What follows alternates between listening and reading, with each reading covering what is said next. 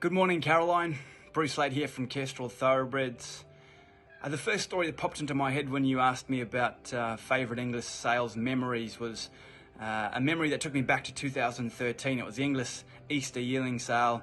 I was there as Gai Waterhouse's racing manager alongside James Harron, who was our bloodstock advisor at the time, and we were there trying to select and secure yearlings for the stable and our owners. And James is obviously also working for the Bateman family, his very first clients in Australia, the late Dr. Edmund Bateman and Belinda Bateman, of course. And James was really trying to pick out the star colt of the sale for the Batemans, and he'd essentially come down to two colts that he just loved, the Fastnet Rock colt from Kiora stud and a Schnitzel colt from Arrowfield stud.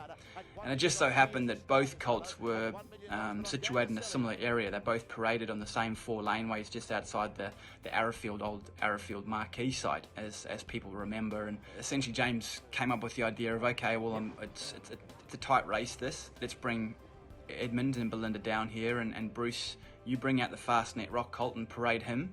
And I'll bring out the Schnitzel colt and parade him, and let's just ask both colts and the show people leading both colts to just walk and parade. And I jumped out of the picture, and essentially we were left with just James standing there off both colts, both runways with Edmund and Belinda, just watching these two colts parade alongside each other, literally a laneway apart.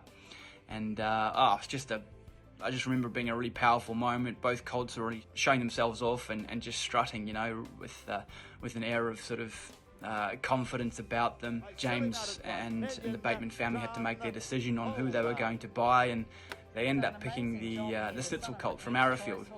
He was the highest priced Schnitzel yearling ever offered at that stage. He made $1 million, and he was later named Wandjina, and he went on to win the Australian Guineas, and obviously campaigned in England for the Gai Waterhouse stable, and was just a tremendous colt, and obviously now stallion at Newgate Farm. And it's worth noting that the Fastnet Rock colt was purchased by Tom Magnier and China Horse Club. He was named Zululand. He ended up winning the VRC size produce, was second in a Champagne. I think he won a Singapore Cup. They both ended up successful race horses. Credit to James and the Bateman family. I think they picked the right horse in the end, and it was just a great story and a really powerful sort of moment in my sort of young career, coming through the Australian racing scene. Matt Vella is in charge of the early preparation of many racetrack stars, including current champion 3-year-old filly Dame Giselle for passionate New Zealand owner Sir Owen Glenn. Matt's also preparing his first draft for the Inglis Ready to Race sale, and I thought it'd be interesting to find out what's important to Matt in preparing the next generation of thoroughbred athletes.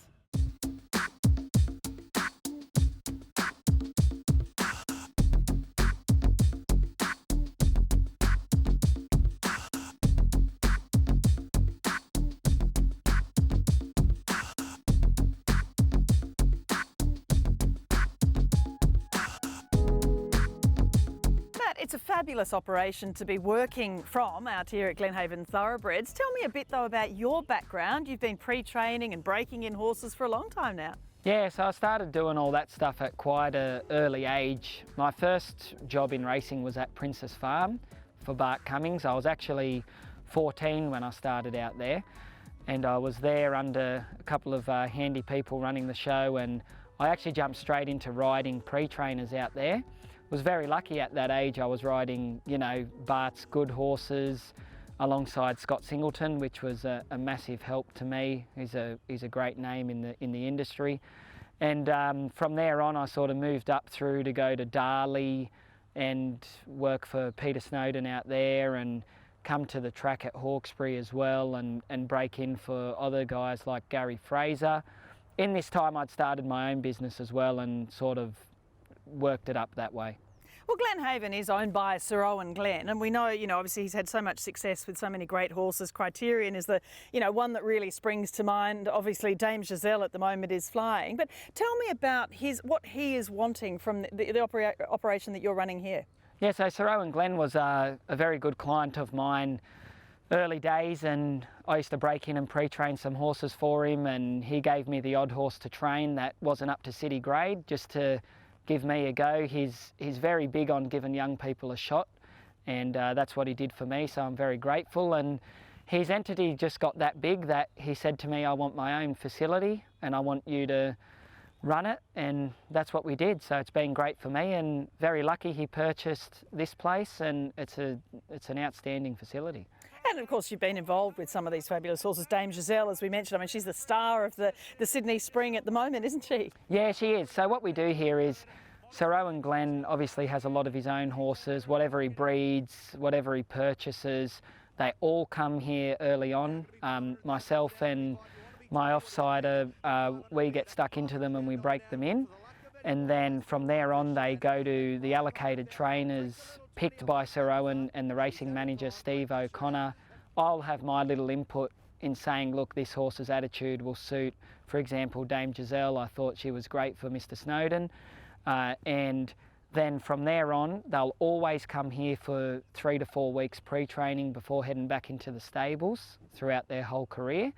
And now we're actually starting to train a few, and Sir Owen's given me some really nice horses to train. And yeah, the facility's just all round it's great for Sir Owen.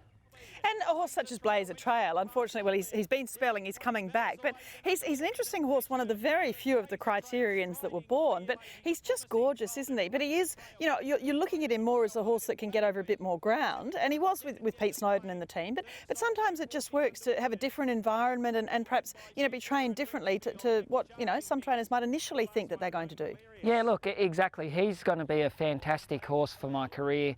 He's got a lot of ability, and the Snowdens done, you know, their job with him. The goal back then was try and get to a golden slipper because he showed all that early speed. But, you know, the horse is probably going to be better over a mile plus, as we've seen in the 2 starts I've gave him.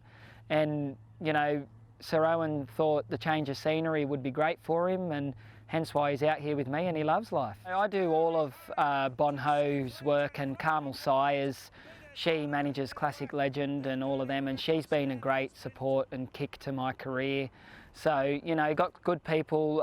Henry Field, who approached me about doing the breeze ups, he's a good friend and client now, and also another big supporter of mine throughout the years has been Peter O'Brien through Sedgenho, and he brings a lot of good clients here and a lot of good horses.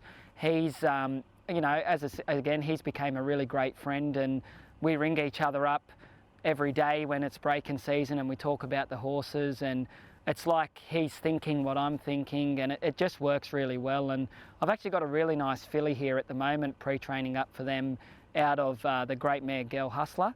Her name's Goddess, so look out for her in the future. She's a lovely filly. She's, you know, very close to my heart, and yeah, I'm very grateful for them guys supporting me. Well, the Inglis Ready to Race sale, this is your first draft you have in the sale, but you've been involved riding some of these breeze ups for different trainers. What have you taken from that and how you're preparing the horses here? It's a good concept. I mean, a lot of people sometimes think they're just 200-metre horses, but the way we've trained them up and whatnot, it's actually, they're a horse to the owners. People buying can look at their stride, look at their action. They're pretty much just educated racehorses ready to go, and some of them aren't ready to race yet. But the whole concept is that when the trainer gets them, all they have to do is worry about training them to win races, not educate them for the racetrack. They're not necessarily, you know, literally ready to race, as you say. I mean, some of them might, you know, need to take some time. And, you know, as we heard last week, a lot of these horses, 2-year-olds, don't actually race before Christmas anyway. But the point is, as you say, you're circumventing a whole year of, if you've bought them as a yearling, you now know so much more about them if you're buying them as these 2-year-olds. Yeah, exactly. So, you know, you can tell a little bit about their ability, their actions, you know, their distances. I've got a couple in my draft that are going to make outstanding 3-year-olds. They might not make nice 2-year-olds, but they'll definitely make outstanding 3-year-olds. So the whole concept of it is, I think, is more so the education. Everything's done, that they haven't been hammered or drilled into just running fast times. Some of the horses that did run the slower times, you know, they've got a lot of upside to them. So yeah, I think it's a great concept going forward, and I want to be doing it for years. Well, looking at some of your main lots, really, I guess that are breezed particularly well. Lot 35 was your fastest by Capitalist from Lady Sniper, this gelding from a mare that won the Gosford Guineas too. These horses were specifically purchased for this allocated sale. So I rang Henry up a number of times throughout the education of specifically the Capitalist, and I said, Henry, look, pull him out, give him to Peter Snowden, and you will win the Breeders' Plate with this horse and maybe go on through to the Golden Gift. I said, he's a magnificent animal, and you know, as I've sort of educated him up and trained him as if he was my own, he's just shown a lot of ability. He's got a massive stride. He ran the second quickest time of the sale, and he's not at all screwed down at all. Lot 38, this colt by Hinchinbrook was also a really lovely breeze up too. He's out of Little Bit Ditzy, a Bella Spree mare, who of course Bella Spree's the dam sire of Ole Kirk, the Golden Rose winner. But this is also a brother to a really good little filly, Mrs Maisel, who's with Mark Newnham too. So again, a really beautiful colt, this one. Yeah, I love him. I really, really adore this colt. The amount of improvement this horse has made from his first little breeze up till, you know, sale day was unbelievable. And Rob Ralston rang me up and he gave me a couple of horses to breeze up as well. And this is another prime example of a nice horse that's going to run 6 to 7 furlongs, showing speed over 1 furlong. That's going to be a you know, after Christmas colt and potentially be a very good colt. Lot 226, well this is another one by one of Henry Field's Newgate Farm first season sires, Flying Artie, the Coolmore Stud Stakes winner. This colt's from Exceed and Excel mare Excellent Lady and is a half to Petite Falou, who won the Corsette, the Cap d'Antibes, and was a really good little race filly. So again, a really up and running sort of colt, this one. Yeah, he's a lovely horse, and Henry and Mitchell Bloodstock gave him to me. I was absolutely rapt. I thought, like, the quality is unbelievable. He's a great type, he stands up well. He's going to want 7 furlongs. Again, to see a horse, you know, like him breeze up so well, it was really, really good to see, and he's quality moving forward. So just another prime example of a horse that is going to be better probably after Christmas. Lot 203, this one's for James Harron by Not a Single Doubt from the Lonhro mare Coco Miss, and close relation to a Golden Slipper winner in Stratum. What do you see in this fellow? Yeah, I love him. He's got such a big action, as you can see in the breeze up, and you know, really, really immature. He's going to be definitely 6 months away, but the ability's there. He ran a nice time, and he's just got a very good nature all round. He's one of the ones that handled the whole process very easily, so he's definitely going to make a nice racehorse in time. Lot 39, this colt's by More Than Ready, who's been a fabulous dual hemisphere sire from an Oconee mare Loved Up, who won the Scone Inglis Guineas, won 6 races as well, and a close relation to a handy filly in Liesel too. Interesting to see, you know, a lot of these horses entered for this sale are nominated for the Blue Diamond and the Golden Slipper if they do get up and going as 2-year-olds. Yeah, exactly, and as I said, some of them are actually ready to go. Some of them are ready to go straight into work from the sale. My draft especially, they've had a little break now since the breeze up, and they're going to come into the sale and be ready to head straight to good trainers. And this colt specifically, he gives you a really good feel, and I thought he breezed up quite well, and around Christmas time he's going to be in his element. We've got a month for the sale. Let's let them freshen up, let their heads relax a bit, get a nice pick of grass.